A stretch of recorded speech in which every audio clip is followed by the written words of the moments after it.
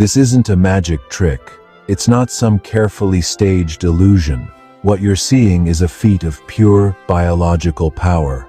A leopard, an animal that might not weigh any more than a large dog, can haul a carcass 3 times its own body weight straight up the trunk of a tree. To put that in perspective, that's like a 180-pound person lifting a 540-pound weight not just off the ground, but dozens of feet into the air. It's a display of power that almost seems to defy physics. So, how do they do it? What's the secret? What kind of biological machinery is hiding under that spotted coat that turns this cat into the pound-for-pound powerlifting champion of the wild? Today, we're breaking down the incredible anatomy and the raw, explosive power that makes the impossible possible. To get a handle on this incredible strength, you first have to understand the world a leopard calls home. The African savanna is anything but a peaceful place. It's an arena of constant competition, a landscape crawling with thieves. For a leopard, making a kill is only half the battle. The other half is keeping it. Lions will easily steal a meal from a lone leopard, but the most relentless threat comes from spotted hyenas. Hyenas are smart, they're persistent, and they operate in large, coordinated clans. In fact, studies have shown that leopards can lose about 20% of their hard-earned meals to other predators. This practice even has a name: kleptoparasitism, which is the scientific term for straight-up theft. And hyenas are responsible for about half of all the kills that leopards lose. On the ground, a single leopard is vulnerable, and no match for a clan of hyenas or a pride of lions. Since an injury from a pointless fight could mean starvation, leopards will do almost anything to avoid a direct conflict. So, how does a solitary predator secure its dinner? It looks up. The solution is vertical. By hoisting a kill high into the branches, a leopard creates a private pantry in the sky, a safe deposit box that's completely out of reach for its ground-based competition. This strategy lets the leopard return to its meal for days, saving precious energy it would otherwise have to spend hunting again. That tree isn't just a dinner table, it's a critical survival tool, and it's the reason the leopard was forced to evolve into nature's ultimate powerlifter. The leopard's ability to lift a massive carcass isn't down to one single feature, but a whole symphony of specialized adaptations working in perfect harmony. It's a masterclass in biomechanical engineering. Let's start with the engine room, the shoulders and forelimbs. Leopards are packed with dense, powerful muscles, especially around their chest and shoulder blades. These muscles act like high-performance cables, giving them the immense pulling power needed for a vertical lift. Studies of their forelimbs show features specifically adapted for both killing large prey and for climbing. But all that muscle needs the right framework. This brings us to the leopard's skeleton, which is remarkably flexible. Maybe the most important adaptation is that leopards don't have a rigid collarbone or clavicle. Instead, their front limbs are attached mostly by muscle and ligaments. This gives their shoulders incredible mobility and freedom of movement. Combine that with a spine that can twist and bend to an astonishing degree, and the leopard can constantly adjust its position to stay balanced while climbing a tree trunk, even with a heavy, awkward weight in its mouth.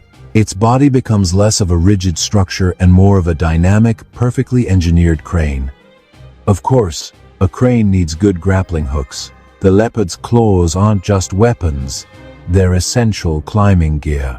They're razor-sharp and protractile, meaning they can be extended and retracted, and they function like ice picks, digging deep into tree bark for a secure grip. You can often see deep scratch marks on tree trunks, which are the telltale signs of their climbs. These claws provide the traction needed to stop the cat and its heavy meal from sliding back down.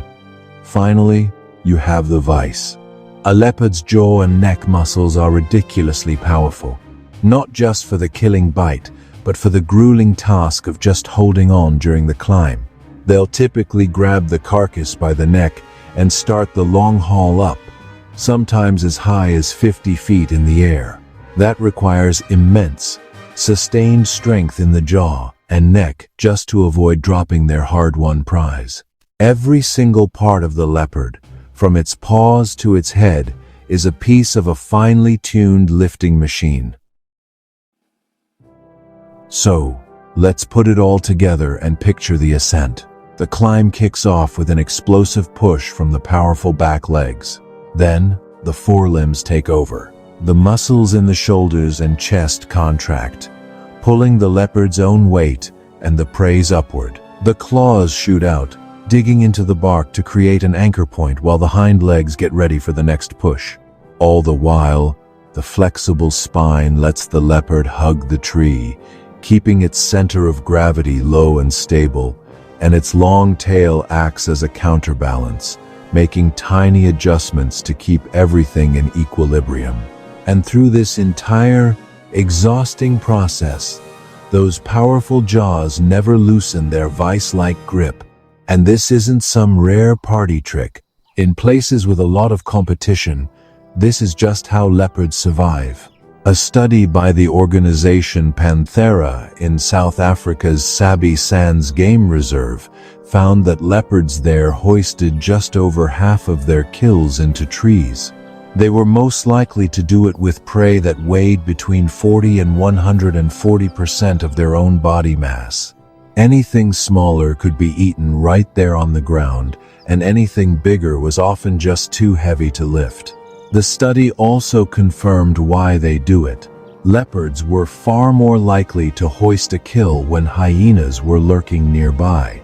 What looks like a show of strength is really a calculated, life-saving strategy, executed with anatomical perfection. The leopard's hoisting ability really puts it in a league of its own among the big cats. While other felines are incredible in their own ways, none can touch the leopard's pound-for-pound climbing strength. Let's start with the lion. As king of the savannah, lions are way bigger and stronger in a head-to-head fight, but their massive size makes them clumsy climbers. They can get into low, thick branches, sure, but they just don't have the agility for a true vertical climb with prey. In fact, lions are one of the main reasons leopards need to climb in the first place. The tiger, the largest cat of all, is a powerhouse and a great swimmer, but it's a creature of the forest floor and rarely takes its kills into trees. Its hunting strategy just isn't built for a life in the canopy. Over in the Americas, the jaguar is a beast known for its bone-crushing bite, but its stockier build is made for life in wetlands and dense rainforests, where it's more of an aquatic terror than an arboreal acrobat. And then you have the cheetah, the master of speed. Its lean body is a marvel, but it's built for acceleration, not heavy lifting. A cheetah is completely outmatched in raw power and could never dream of pulling off a feat like this. Each of these magnificent cats is a master of its domain, but when it comes to the specific, brutal task of lifting dinner into the treetops, the leopard stands completely alone. This unique skill is a perfect example of what biologists call niche partitioning. It allows the leopard to survive and thrive alongside bigger, stronger predators by dominating a space where they just can't compete. The vertical world of the trees.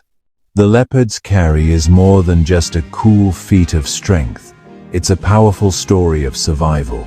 In a world of giants and ruthless thieves, the leopard didn't survive by being the biggest or the baddest, but by becoming the most specialized.